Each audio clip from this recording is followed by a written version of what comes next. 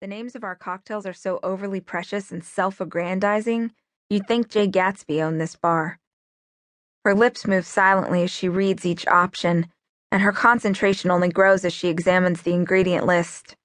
Hibiscus fizz, homemade bitters, egg white foam, infused liqueur. There's no way she knows what any of them are. She's going off menu. "Could I have a lava flow?" she finally asks. Of course she opts for the alcoholic slushie. I valiantly fight the urge to point out that this is not a Ruby Tuesday, and I am mostly sure the annoyance I feel can't be seen on my face. I lean towards the wrong side of a bad mood most days, but I really do try not to take it out on the undeserving. These two are clueless, which isn't necessarily a crime, unlike the twinkle in her eyes as she asks again for a lava flow, as if I'd be caught dead serving a drink that requires a prepackaged mix. No blender. I stare at her, willing her to get with the program. Some people, Landon, let's say, would hold her hand and explain to her how a bar like this works. Landon would be kind and funny and make her feel at ease, but I'm not my roommate, and I don't really do the whole bonding with strangers thing. I just want them to hurry up because I have 100 other people to serve. How about a sex on the beach? She tries again sheepishly. No schnapps, I answer with a raise of one eyebrow. Her friend glances back and forth between me and the mountain of liquor on the wall as if it might attack her. She's probably worried that she'll be called on next, since she appears to be unfamiliar with any of the names on the bottles. I look down at the acrylic nail she's tapping nervously on the menu in front of her. Even upside down, I can read the tattoo on her left wrist. To thy own self be true. The tattoo is fairly new. It stands out against the worn-out, sun-damaged skin on her forearm. I'd wager my Prius that this is the big vacation to find herself after finalizing her divorce paperwork. She got herself a new tattoo, a too-tight wardrobe from the Victoria's Secret catalog, and a new hairstyle, because she thought they'd make her into a new person. And while her friend should have warned her off the bob, because she really doesn't have the bone structure to pull it off, I still empathize with this person.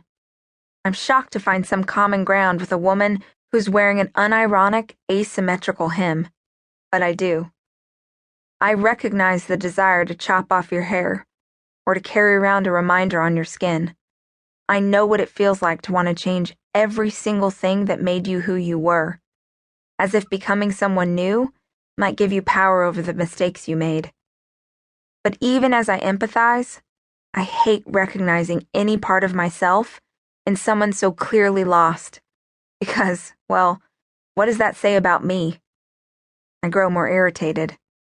She opens her mouth to ask for another drink, and then snaps it closed. I see her glance nervously at the exit, and then back at her friend, and suddenly I feel, not bad for her, but at least embarrassed that she's gotten herself into this position.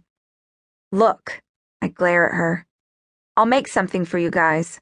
What kind of liquor do you want as a base? They exchange a glance, each willing the other to answer. Finally, Asymmetrical Skirt speaks up. Gin?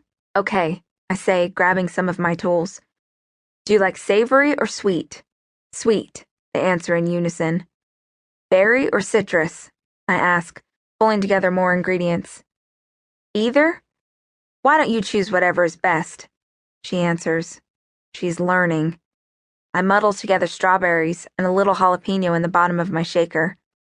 I add in a splash of citrus-infused simple syrup, and then the gin. It's uncomplicated, but when you're using in-season farmers market produce, you don't want to cover it up with too many other flavors. Everything gets a tumble with the ice until the outside of the stainless steel shaker fogs up with condensation, a sign of the perfect temperature. I'm sure they'd be more comfortable with a martini glass, or even a plastic tumbler for that matter, but I don't give them one. To a mixologist, a real one, glassware is sacrosanct. The shape and the size of the vessel are chosen based on what will best display both the look and the taste of the cocktail. I strain the drinks into 2 lowball glasses filled with our giant spherical ice cubes. Customers think the ice is so elegant.